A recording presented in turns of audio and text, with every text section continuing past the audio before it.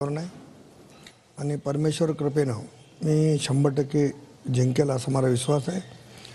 आदरणीय मोदीजींनी केलेल्या 10 वर्षाच्या विकासाच्या कामावर लोक मोदीजींच्या पाठीशी आहेत, त्यामुळे मोदीजींचा विजय हा निश्चित आहे। तर खरं तर ही लढत जी आहे ती एकतर्फी मानत जात होती अशोक चव्हाणांच्या प्रवेशानंतर, मात्र तसं होताना दिसत नाहीये। कडवी झुंज विरोधकांनी दिली असं मानता तुम्ही देखील? नाही, कडवी झुंज म्हणता येत नाही, पण कोणी निवडणुकीला उभा राहिलं तर त्यांचं काम आहे आपला प्रचार करणं। परंतु मी जेव्हा मागच्या निवडणुकीत उतरलो, आजही उतरलो, अतिशय आत्मविश्वासाने उतरलेला आहे। लोकांचा माझ्यावर विश्वास आहे आणि माझा लोकांवर विश्वास आहे। त्यामुळं मी जनतेचा आणि जनता माझी हे ध्येय माझं पूर्वीपासून आहे आणि त्यामुळं लोक मला आशीर्वाद देतील। आतापर्यंतच्या निवडणुकीत तुमचा अशोकराव चव्हाणांना म्हणजे एकमेकांविरोधात राहिलेले होतात, पहिल्यांदाच तुम्ही सोबत आलेला आहात, त्याचा किती फायदा झाला? फायदा होणारच आहे। गेले 20-25 वर्ष आम्ही दोघे एकमेकांच्या विरोधात होतो, पण अशोकरावांची ताकद आहे।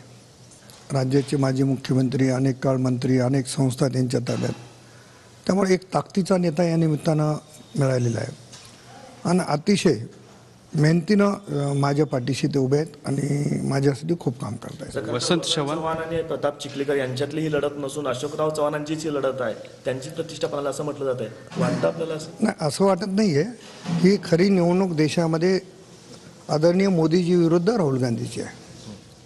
आता ज्याला ज्याचे समीकरण जसे लावायचे तसे लावायचे। लोकांना आदरणीय मोदीजींना पंतप्रधान करायचे, त्यासाठी भारतातले नागरिक हे भारतीय जनता पक्षाला नरेंद्र मोदी आणि राहुल गांधी हा फॅक्टर किती दिसला तुम्हाला या निवडणुकीत नांदेड मतदारसंघात? नाही आहे ना। आता मला जे मतदान होणार आहे ते मोदीजींच्याच नावावर होणार आहे आणि त्यांना जे मतदान होणार आहे ते राहुल गांधीच्याच नावावर होणार आहे। त्याच्यामुळं हा फॅक्टर देशभर मोदीजींचा तरी आहे, मला राहुलजींचा माहिती नाही, कारण ते महाराष्ट्रात काहीतरी 12 जागा लढवत आहेत फक्त, त्याच्यामुळे त्यांचा फॅक्टर कुठपर्यंत चालतो हे मला काही माहिती नाही। वसंत चव्हाण जे हे उमेदवार आहेत ज्यांनी तुमच्यासोबत यावेळेला प्रचार केलेला आहे तुमच्या विरोधामध्ये, त्यांचा एकंदरीत प्रचार पाहता तुमची स्थिती काय वाटते आणि त्यांची स्थिती काय वाटते? नाही, मी त्यांच्याबद्दल बोलणार नाही, पण मी 100% जिंकणार आहे। जनता भारतीय जनता पक्षाच्या पाठीशी आहे आणि मला आशीर्वाद देतील याची मला खात्री आहे। आता मराठा समाजानं मोठी भूमिका बजावलेली आहे, रोष महत्त्वाचा पाहायला मिळाला होता। मराठा समाज असेल किंवा एकूण मतदार असतील, काय आव्हान असणार आहे? आज खरं तर लोकशाहीचा महत्त्वाचा दिवस आहे। मराठा समाजाने देखील भूमिका बदललेली आहे। मराठा समाज देखील आज माझ्या पाठीशी आणि भारतीय जनता पक्षाच्या पाठीशी आहे। हे चित्र गेल्या 7-8 दिवसामध्ये बदललेलं आहे। अगोदर रोष होता, पण आम्ही त्यांना विनंती केली की सत्ताधारी पक्षाकडूनच हा प्रश्न सुटू शकतो। तो प्रश्न त्यांना देखील पटला आणि मला असं वाटते जरांगे पाटलांच्या सोबत जे जे उपोषणाला बसले होते किंवा त्यांच्या आंदोलनात सहभागी होते त्यांची देखील भूमिका ती आहे।